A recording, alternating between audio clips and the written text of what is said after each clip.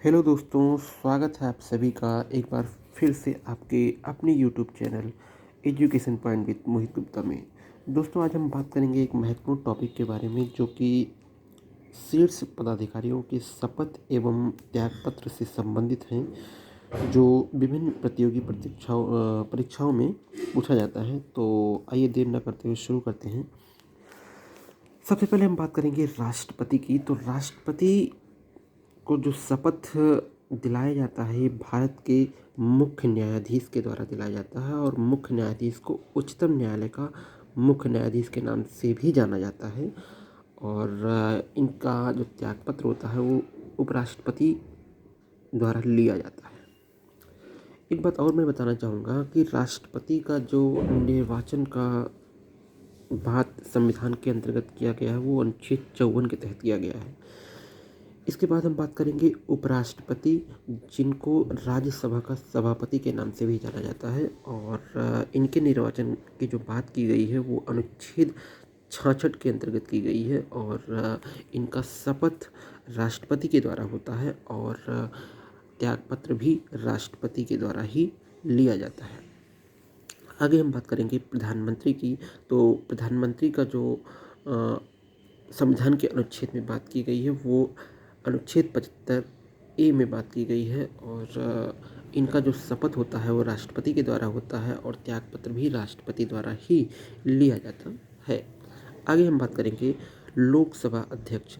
लोकसभा अध्यक्ष इनका शपथ नहीं होता है और इनका जो त्यागपत्र होता है वो लोकसभा उपाध्यक्ष के द्वारा लिया जाता है।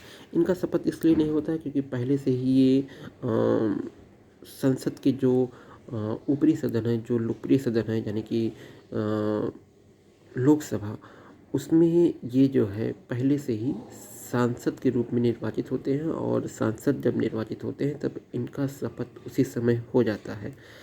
इस कारण इनको लोकसभा अध्यक्ष के पद पर बने रहने के समय शपथ नहीं दिलाया जाता है। इसी तरह से लोकसभा उपाध्यक्ष है तो लोकसभा उपाध्यक्ष इनका भी शपथ नहीं होता है और इनका जो त्यागपत्र होता है वो लोकसभा अध्यक्ष के द्वारा होता है। आगे हम बात करेंगे मुख्य चुनाव आयुक्त। मुख्य चुनाव आयुक्त की अगर हम बात करें तो मुख्य चुनाव आयुक्त का जो शपथ होता है वो राष्ट्रपति के द्वारा होता है और त्यागपत्र जो होता है वो राष्ट्रपति के द्वारा ही लिया जाता है। आगे हम बात करें उच्चतम न्यायालय का मुख्य न्यायाधीश। उच्चतम मतलब सुप्रीम कोर्ट, आप समझ सकते हैं। और इनका जो शपथ पत्र होता है वो राष्ट्रपति के द्वारा होता है और त्यागपत्र भी राष्ट्रपति के द्वारा ही लिया जाता है। इसके बाद हम आगे बात करेंगे अटॉर्नी जनरल ऑफ इंडिया यानी कि महान्यायवादी। इनका उल्लेख संविधान के अनुच्छेद 76 में किया गया जो कि बहुत ही इम्पोर्टेंट है। और इनका जो शपथ होता है वो राष्ट्रपति के द्वारा होता है और त्यागपत्र भी राष्ट्रपति के द्वारा होता है। जिस प्रकार केंद्र में महान्यायवादी होते हैं, ठीक उसी प्रकार राज्यों में एडवोकेट जनरल ऑफ स्टेट होते हैं यानी कि महाधिवक्ता होते हैं। और इनका वर्णन जो किया गया है वो संविधान के अनुच्छेद 165 में किया गया है।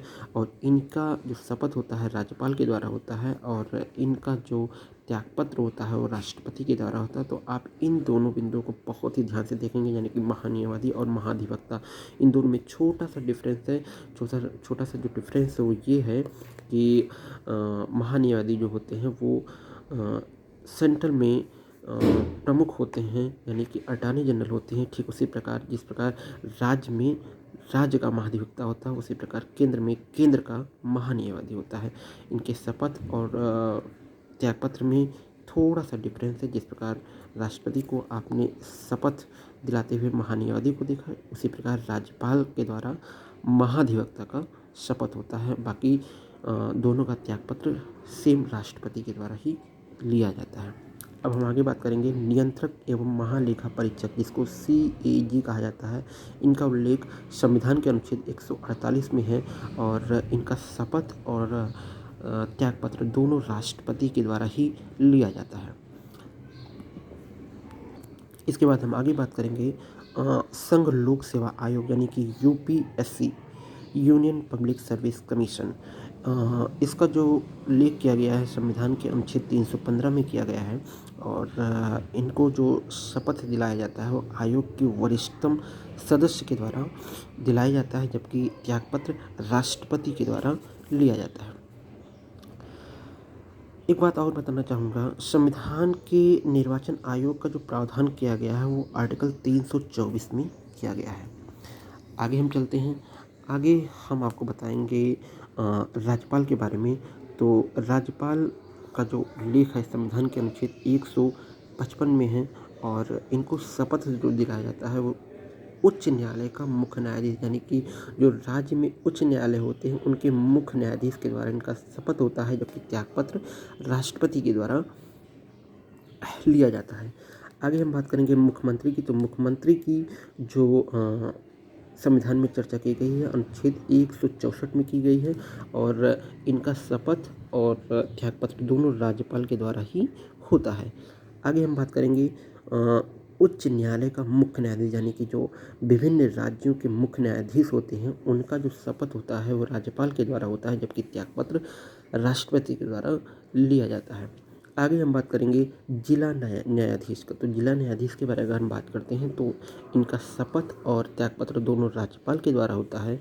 और अंत में है वित्त आयोग के अध्यक्ष। इनका संविधान के अनुच्छेद 280 में वर्णन किया गया है और इनका शपथ और त्यागपत्र दोनों राष्ट्रपति के द्वारा ही किया जाता है। एक बात और हम आप सभी को बताना चाहेंगे, राष्ट्रपति की जो न्यूनतम आयु होती है इस पद पर लड़ने के लिए वो होती है 35।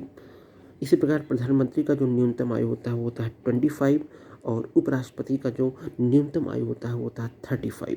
इसी प्रकार राज्यपाल का भी जो न्यूनतम आयु होता है वो होता है 35 और मुख्यमंत्री का जो न्यूनतम आयु होता है चुनाव को लड़ने के लिए वो होता है 25। तो इस प्रकार से आज हम आपको शीर्ष पदाधिकारियों के शपथ और त्यागपत्र के बारे में बताया है। अगर आपको वीडियो अच्छा लगे तो वीडियो को लाइक कीजिए, चैनल को सब्सक्राइब कीजिए।